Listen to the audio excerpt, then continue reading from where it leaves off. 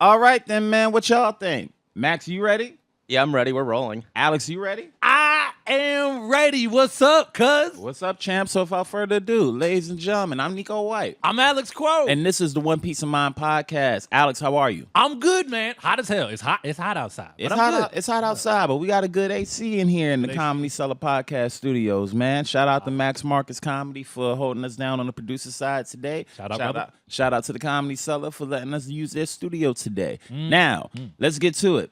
This week we are talking One Piece chapter 1119. The title is Emeth. Brother, what did you think? The floor is yours, Alex. Bro, that chapter's nuts. That chapter was crazy. There's two things that really, three things that really stick out for me, right? One, we were just talking about before we went live. But before I get to that, we hit one of the Gorosei. He got that's pain. That's damage he took. Yeah. That's a horn that got cut off. Yeah. So the robot could do it, and I don't think it's hockey. I think that's something completely different. If it was hockey, it'd have been somebody would have already done that. Oh, you think it's a completely different power that the giant is using? Okay. If they were operated by the same rules as hockey, then Pirates would have stood a better chance. But clearly they're operating on whatever it is. I don't know, even their powers or something out of this world. I don't think that's zone type. I think it's something completely different. But they got hit by the robot, and that says a lot because he used to rock with Joy Boy back in the day. So that was crazy. Number one. Number two, Katakuri showed up again, and I was waiting to see. Now we were debating. I wasn't sure if he was present when Pudding got stolen. I don't quite remember, to be honest. But just seeing him again, this Oda will say something without saying something sometimes. Yeah, and he said something with that. What did you think he said? The Big Mom Pirates ain't gone. They're still around. And I actually think they're gonna. I don't know if you and me talked about it. I think they're gonna resurface as one of Luffy's allies, but. I think they're gonna become Luffy's allies. I even think Big Mom is scheduled to be one of Luffy's allies before this is all said and done. But that's something to be said for a little bit later when we bring in our guests. True. But go ahead, man. And and then I like seeing Luffy's genius in battle. This doesn't really get talked about enough, but like Luffy's battle IQ. Yeah, man. Like he deserves. I'm comparing him to Goku a little bit. Goku was an idiot, but he was a genius in battle, in combat. Vegeta used to say that, but it's true. But it's not true. But his battle IQ, bro. I know this is a mostly One Piece podcast, but I'm gonna keep this under 45 seconds. Goku is a battle genius. Goku's always been a battle genius. Goku's not an idiot. I know that Dragon Ball Super I'm has not even a lot counting of Super. I'm not even okay. Well, if you're not counting Super, then we can't even act like Goku's anything but a battle genius. Like Goku might get into fights that he wants to get into, and that might be not strategic sometimes. But Goku is a fighting genius. Like Goku understands his opponents. He understands the mechanics of beating them. Goku's never been come on, man. If we're talking battle IQ when it comes to actual fight. Hey, Max, real quick. Yeah. Goku, battle genius or not? Now, if you say Goku's stupid, outside of combat. I mean, but in combat, though. In combat, he's a genius. Goku's a genius. genius. Vegeta was actually more of the battle strategist. Okay. Like, just battle IQ. I think I actually give it to Vegeta more, personally. Okay. That's just me. But I'm relating it back to Luffy here. Having the know-how to have his friends hit him so he could hyperinflate and launch the Gorosei the way he did, oh, that's beautiful. I can't wait to see that get animated. Yeah. And Luffy doesn't get enough credit for that. I don't think he does, man. I don't think he does. Well, us at the One Piece of Mind podcast, sponsored specifically by co-host Alex Quo, Luffy is a battle genius, and his battle IQ should be commented on more often. So straight up, go ahead, man. I gotta give him credit. So, just looking at everything, Egghead's getting absolutely nuts. Then we had Joy Girl in the beginning. That's what people calling him. We had Bonnie. Joy. People were freaking out about that. We talked about that last time we was on, but I'm like, it's what we thought it was. Yeah, it was one hit, and then if we want to call it a hit, it was one hit, and then she was out of that. I don't think she's gonna be this next overpowered character or whatever people are saying, but I do think that she has to roll with the Straw Hats from this point forward, simply because of that plot thread. She is too strong to not roll with the rest of them. But they're not going to leave her on Egghead. So and Vegapunk already told them you got to take Bonnie with you. Got to. So I won't call her an official. She'll probably be like what Law was leading up to Wano. I don't think so. I don't know. I think she's joining. I would actually prefer if she did, but I think she's joining. I would also. I think she's joining. I would prefer if the Kaido's son/daughter would have joined too, but we all saw what happened with that. But even like Yamato, like he didn't have this. Like Yamato never took captain's orders. You know what I'm saying? Like Bonnie legit took captain's orders. I think Bonnie is sewn up for Straw Hat. She literally matches all of the ticks to be a Straw Hat pirate. She has a crazy backstory.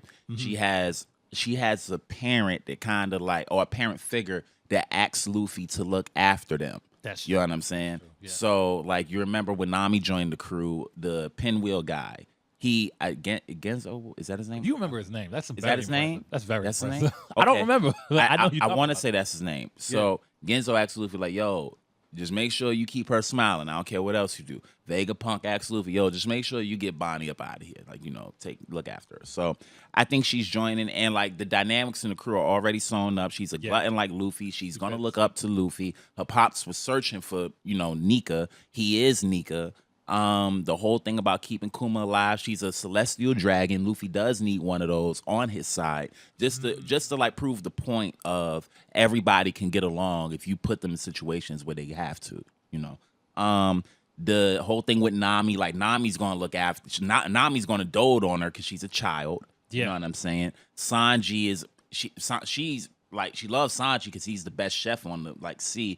That fits. I think that's all sewn up. Like the dynamic, her, Luffy, and Chopper. Like, I think it'd be cool. I'm with it. I think so too. But overall, I give the chapter an easy 9 out of 10. 9 out of 10. I mean, you gave it a 9 out of 10 and only talked about 2 things. You good, I loved man. It. Okay. I loved it. So I thought the chapter was great too. A lot happened in chapter 1119. First of all, we got the whole thing with Kaku and Stussy at the top. And I thought that was really interesting, just that dynamic between them all, because you have Kaku and Lucci, who, when you consider what they've been through since Water 7, like, Kaku really did seem like he enjoyed being a shipwright. You know what I'm saying? And then they had to betray them to do the whole thing for CP9. They joined CP0. Now, remember, there was a brief period of time when after they lost to Luffy and the Straw Hats, they were hunted by the world government. They were on the run from them, right? So now, to get to this point, they've been betrayed already. Now to get to this point when Vegapunk has Stussy to betray them, that kind of like, it hits Lucci and Kaku probably a little bit differently. And you could see like just in the first panels, like how much pain is etched in the Kaku and Stussy's face. Stussy those really were her friends. You know what I mean? But now this is your creator, like those that believe in God. Imagine your God actually giving you an order. Like not the ones y'all be hearing in y'all heads. I'm talking about your actual creator giving you an order to betray these people because they're going to kill your creator, right? So now, like, I don't think Kaku is being heartless. I think he has the same feelings for Stussy as Stussy has for him. But I think that he knows his best friend more than anyone, and he knows Lucci isn't playing when Lucci say, "No, I'm kill this. I'm kill this lady because you playing with us, and I've already been betrayed before, and I'm not going through it again." But I think and this is a little bit of a lofty prediction, but I think what's going to happen is I think Lucci's going to surprise us, and he's going to make a different move than what we expect. You know what I'm saying? So I got hope for Rob Lucci going forward. But keep going. I loved everything that happened with the Giants. You can call our guest up here. Tell him to be up here in 2 minutes. Okay. All right. So I loved everything that happened with the Giants. Like, yo, we got to get out of here. Let's go. I love Luffy's strategy of like, okay, you know what? We gotta y'all all attack me because we can't beat these guys. You know what I'm saying? We're not trying to win a fight. We're trying to leave. Get out. Exactly. So even seeing Luffy being in that space now of like, I'm the captain. I don't got to win every battle. Sometimes it's better to escape. And actually, you know what? I can't say that. Luffy's always been like that. When the situation gets too hairy and he needs to escape, he's willing to make a tactical retreat. So big shout out to Luffy for that. As you go further in the chapter, we get the whole thing with Vegapunk's message turning back on. How you didn't mention that, I'll never know. I didn't mention it because it wasn't anything to be mentioned. No, it was something to be mentioned because through his message coming back on, through the robot and all that, after the robot reactivated, it gives us a way to go back and put everything together that was said before that and now, right? So I don't know who he's telling them to look out for, but the fact that he said M.O., I really think he could have been talking about one of the monkey, somebody from the monkey family. I don't know if it's Monkey D. Dragon. I don't know if it's Monkey D. Luffy. But remember that whole Mo thing a couple weeks ago, and then we lost. Oh, then it cut. Then it just turns back on in this chapter. So we don't know what we missed, but I think he was telling them to like maybe look out for this particular name, this particular clan, something along those lines. Okay. So I thought that whole thing was really, really interesting. The cuts that they did around the world for Vegapunk's message, like when you get Katakuri and you get Vivi and like. You even get Long Ring Longland, and I know a couple theories. The theories on there is crazy. I know some people that think that like Joy Boy's next companion is like at the bottom of Long Ring Longland. They think it's a giant whale. The bottom? Yeah. They think that's why like that whole thing floods and all that. So we'll see. But I just thought everything in this chapter gave us a lot of hints of like what's going to happen next. The Gorosei are definitely not done. They're going to be our next bad guys. Like the Warlords used to be. I think those 5 are our next bad guys when we get to Elbaf and all that. There's something worrying me though. Like I don't know why I'm worried about Usopp. I'm just worried about Usopp. Luffy keeps asking for Usopp. You know what I'm saying? Like by name. Like where's Usopp and everybody else? Where's Usopp and everybody else? It's because of the Giants. I know it's because of the Giants, but like we ain't had no tragedy yet. You know what I'm saying? And I don't know why I'm a little nervous. I'm a little bit nervous. This chapter left me a bit uneasy. I'm a little nervous about the other group of Straw Hats because Zoro can't handle all that smoke. If I'm worried about anybody, it's Robin. I've always been worried about Robin. Since Water 7. We should be worried about Robin, but that's what I'm saying. The squad that's going to look out for Robin consists of Nami, Usopp, Chopper. You know what I'm saying? And of those 3 people, the one I could see getting hurt the most, damaged the most, hurt, captured, even shit like that is Usopp. You get me? Yeah. So I don't know. I'm worried for my boy. It's his island coming up next, and he better make it to it. Oh, he's going to. Come on. I think he's going to, but Oda having fun with us, man. And you could tell now. You could tell he's having fun with us. So to get to the end of the chapter, when the I don't know what you call the big snail shit, right? Not the snail, the robot? What are you talking about? The Gorosei. It's not a snail, it's a worm. Oh. When they all start attacking the boat to see the different things like jump in, when the robot finally wakes up, right?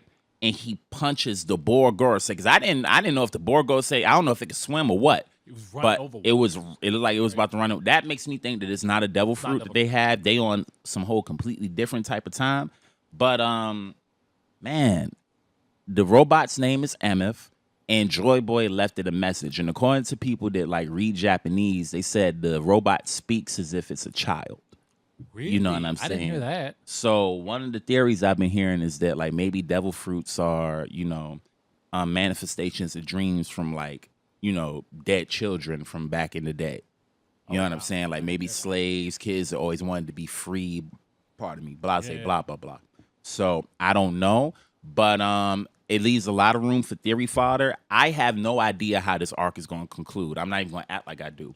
If you think you know how Egghead is going to end, maybe you just have a sharper mind than I do. I think it's done. That's it. Even though I think it's done, I still don't know how it's going to end. Because like I said, we haven't had our tragedy yet. We don't really know what's next. And I still don't know. Even though you blasted Venus Juro away, I don't know that he can't come back. We did have our tragedy, though.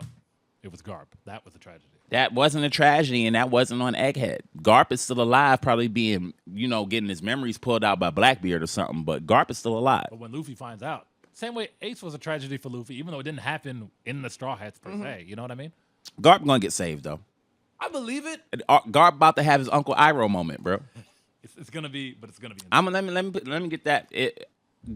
Garp, Monkey D. Garp, is not dead. Monkey D. Garp is gonna have his Uncle Iroh moment. Because think about it. We got the old grandfather character of one of the main characters that's a military guy, right? Just like Uncle Iroh. When Zuko went and did whatever he did, Aokiji went and did whatever he did. I like that right? Analogy. Okay. So now you got Garp. He's in prison. He's injured, all that. When Azula injured Iroh and all that shit, like, okay, yeah, he in jail.